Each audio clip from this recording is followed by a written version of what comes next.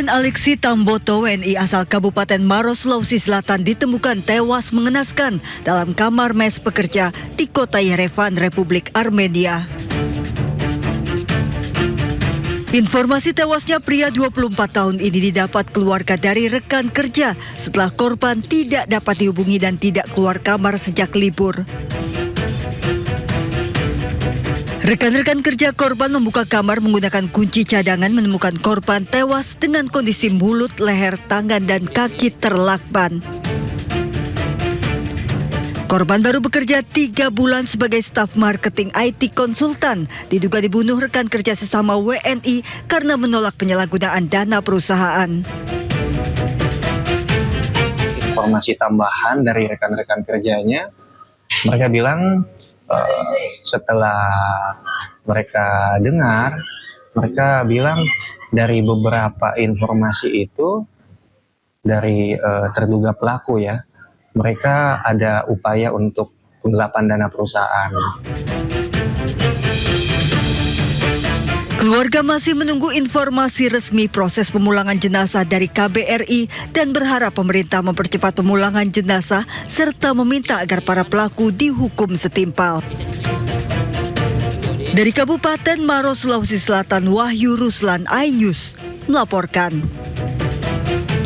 Pemirsa, Satres Narkoba Polres Bogor berhasil menggagalkan peredaran 1 juta pil obat keras terbatas.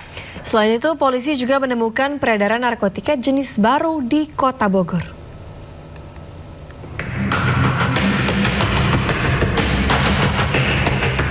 Tim Satres Narkoba Polres Bogor menggerebek 2 gudang penyimpanan besar obat keras terbatas di kawasan Ranca Bungur dan Gunung Putri.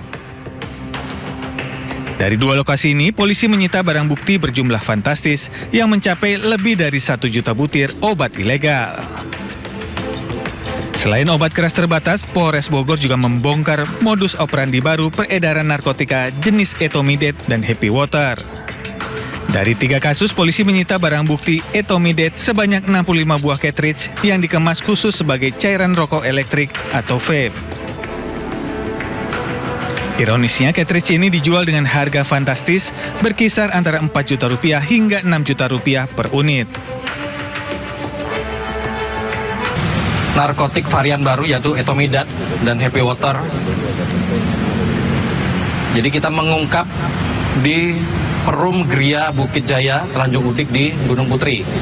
Nah, ini temuan baru di mana sebelum-sebelumnya kita tidak pernah mengungkap Etomidat.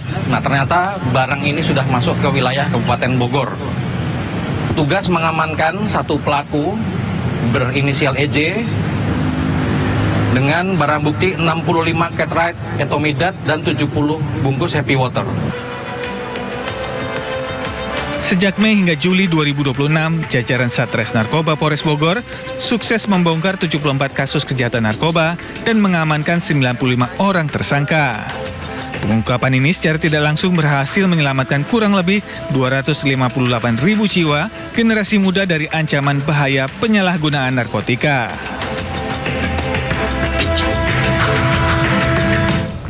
Priska, ternyata perang melawan narkotika itu masih belum selesai ya. Tadi jumlahnya berapa Priska?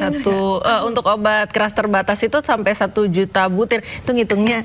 Ngitungnya 1 juta butir. Gimana caranya? Itu ada alatnya nggak sih menghitung 1 juta butir itu? Banyak banget. Ya ampun, itu yang baru tertangkap. Juga nggak tahu yang masih beredar di masyarakat. Waduh, iya, atau belum ketemu aja. Ya kita tunggu ya. Perang melawan narkotika dan obat-obat terlarang ini masih terus dilakukan. Kita tunggu hasilnya. Mudah-mudahan perangnya segera berakhir. Betul, perangnya berakhir. Karena kalau masih perang terus berarti masih ada terus. Masih ada terus, perputarannya masih berjalan terus. Semoga ini tidak membahayakan masa depan anak bangsa kita ya. Betul. Priska. Nah, selanjutnya ada berita lain, Priska. Direktorat Jenderal Pajak atau DJP itu memperluas pengawasan kepatuhan wajib pajak hingga ke tingkat wilayah, tapi melibatkan Babinsa dan Babin Kamtipmas. Buat apa ya? Oke, kita coba lihat dulu kita lihat ini. Buat beritanya apa ini. tugas mereka di sana?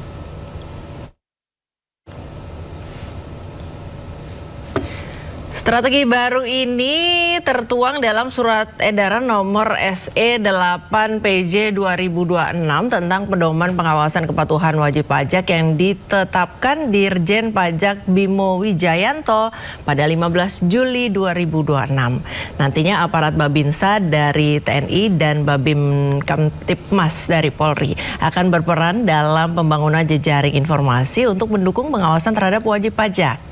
Skema pengawasan terintegrasi ini menyasar 3 kelompok sasaran utama, yakni wajib pajak terdaftar, wajib pajak belum terdaftar, serta pengawasan berbasis kewilayahan.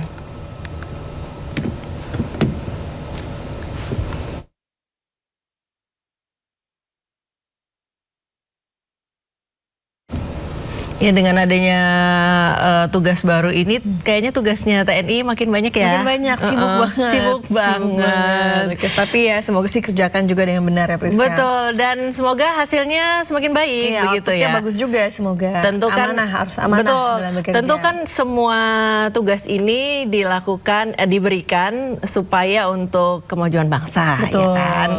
betul. Iya. Dan katanya tanggung jawab diberikan kepada yang mampu. Betul. Jadi semoga dia mampu mengemban tanggung jawab barunya, Priska. Baik, masih soal pajak, pemirsa, pimpinan DPR RI mengingatkan agar Babinsa dan Babin Kamtipmas ini tidak menjadi alat untuk menakuti masyarakat dalam pengawasan pajak.